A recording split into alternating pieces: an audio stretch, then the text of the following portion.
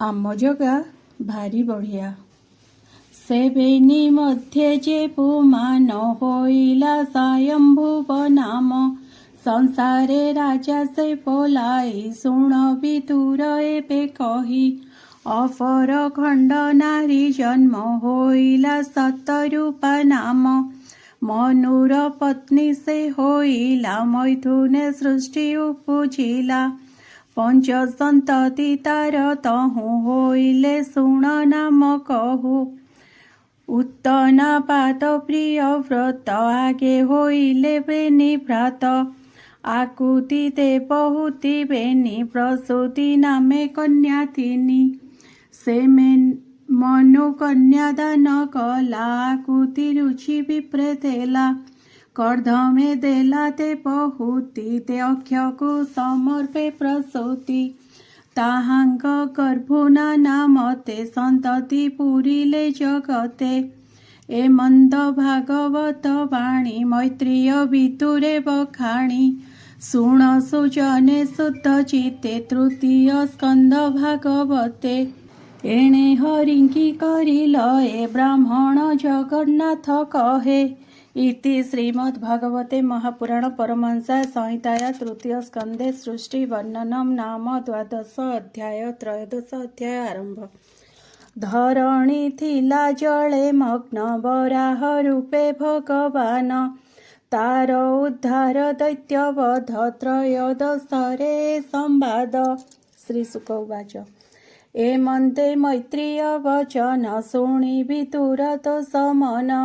कृष्ण चरिते भाव भरी पुणी पुछई पाद धरी। विदुर उवाच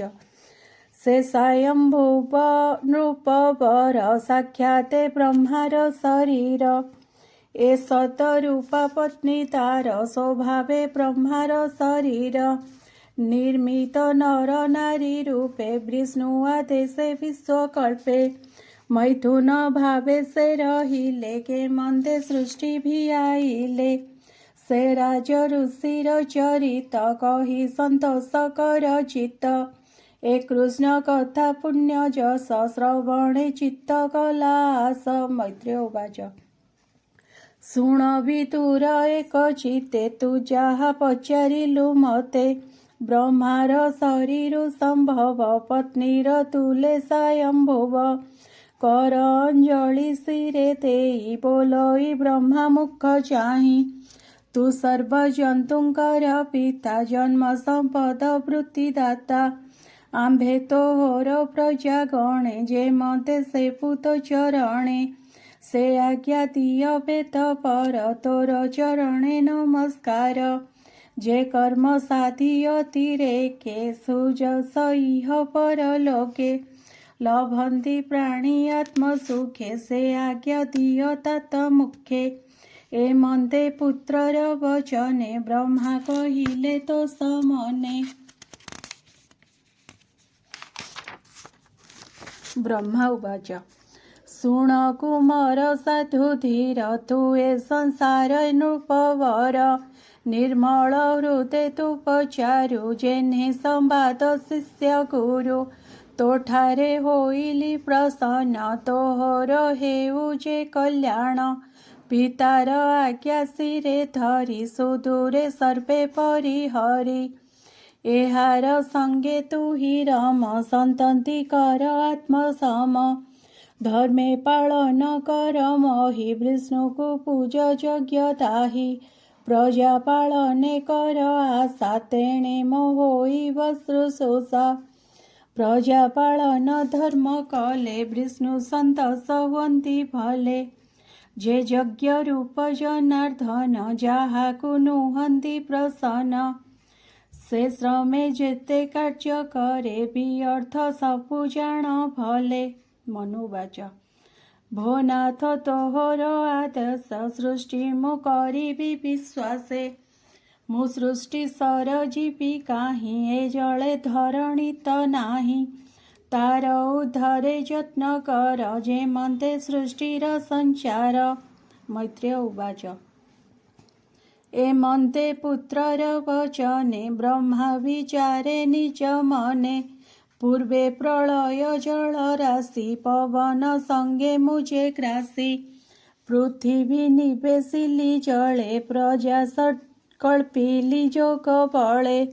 देव असुर पितृ नर पशु पतंग महीधर वृक्ष औषधि उच्च नीचे धरणी स्थापिली जे संचे एबे तो जले नाही मही ए मंद ब्रह्मा विचारई जले न देखिब सुंदरी विधाता मने ध्यान करी मही बुड़िला महाजले के मंदे उद्धारी भी पड़े जार हृदयु अवतरी मुए संसारे अधिकारी से हरि जेपे दया करे धरणी आपणे उद्धरे नहिले मोर शक्य नाही मंदे विष्णुपाद ध्यायी ब्रह्मा रहिले संविभूते शुण विदुर एक चित्ते तक्षणे प्रभु नर हरि बाळ सुकर रूप धरी अंगुष्ठ प्रमाण शरीरे जन्मिले ब्रह्मानासा द्वारे पुणी क्षण के गज प्राय अद्भुते बढ़े तारकाए मरीचि आदि मुनि जेते सनत कुमार सहिते देखन्ति वराह शरीर क्षण क्षण के अगोचर ऋषि की चाहिए तबर कहन्ति देखता शरीर अंगुष्ठ मात्रे जात होई पर्वत समान बढ़ई ए अबा अटे भगवान मो मन खेत जानी जन्म ए मंत जानी वासुदेव गर्जिले गजेन्द्र स्वभाव ब्रह्मादि ऋषिंग समेते हरस कले सर्वचित्ते दिगपुरीला गरजन्ते अद्भुत शपथ सहिते शुणिच गीत मुनि जने आनंदे विचारन्ति मने से मायामय नर हरि छद्मे सुकर रूप धरी जन सत्य तप निवासी मिली सकल ब्रह्म ऋषि स्तुति करन्ति मन दोषे धरणी उद्धारिबा आसे जाहार गुण अनुवादे क्षम नुहन्ति चारि पेते जारूप मन ज्ञाने चिन्ति अशेष शास्त्रे न जानन्ति मुनिंक स्तुति वाक्य शुणि तक्षणे प्रभु चक्रपाणि देवंक हित अर्थे हरि पुणि सुकर नाद करी गजेन्द्र लीला करी हेले विष्णु पशिले महाजले क्षुर लांगुड़ मुखे ताड़ी शबद शुभे घड़घड़ी जल प्रवेश पूर्वे हरि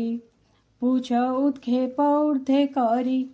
लंपरे आकाशे उठिले कठोर सट्टा कंपाइले